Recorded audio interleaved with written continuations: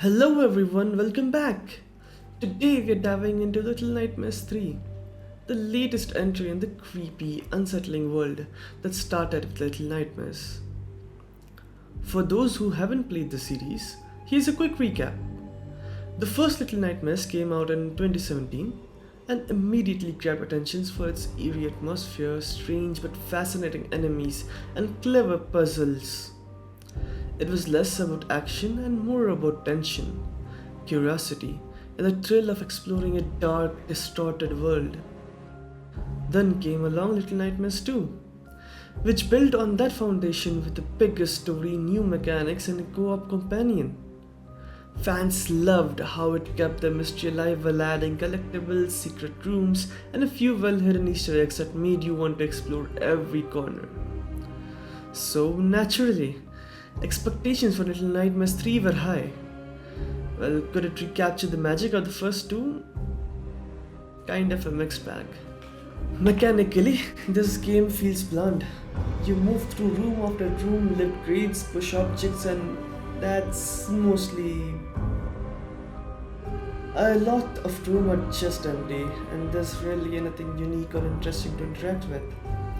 Compared to the previous games where the environment itself told a story or had secrets, Little Nightmares 3 just feels hollow. The collectibles are another letdown. In the first game, you had jars to smash or secret message in bottles, which added its own charm. Little Nightmares 2 made collectibles exciting. There were hats and cosmetics you actually wanted to find, hidden in fun, secretive locations. In this game, most collectibles are worthless, found in like empty rooms, and some even require you to pay for them. So the thrill of exploration, one of the series' best features, just isn't there. And the AI companion in solo play, well, it's okay, but sometimes frustrating. They will get stuck, wander off, or fail to do the action that you need, which forces you to reload checkpoints. It's functional, but it's not as smooth as Little Nightmares 2. The co-op rarely interfered. Now, here's where things get tricky. The first two games tried show, don't tell storytelling. You piece together the story through environmental cues, hidden details, and subtle connections, making you feel clever when you figure it out. Little Nightmares 3 leans heavily into exposition instead. The story is interesting and expands the lore, but much of it is spelled out. Especially if you've been listening to the companion content, the sounds of nightmares, that's cool for clarity, but it strips away the most important aspect, the mystery that made the series special. And the ending. Let's just say it is not the most satisfying ending.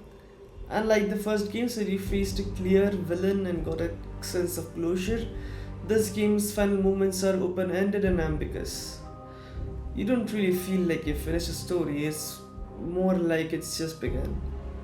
This sets up future DLC, sure, but it leaves you hanging rather than giving a conclusion. The final chapter introduces some major story elements, but by mainly explaining everything, it removes the subtlety and mystery. There are cool twists, but they aren't as satisfying because they're so obvious from the start.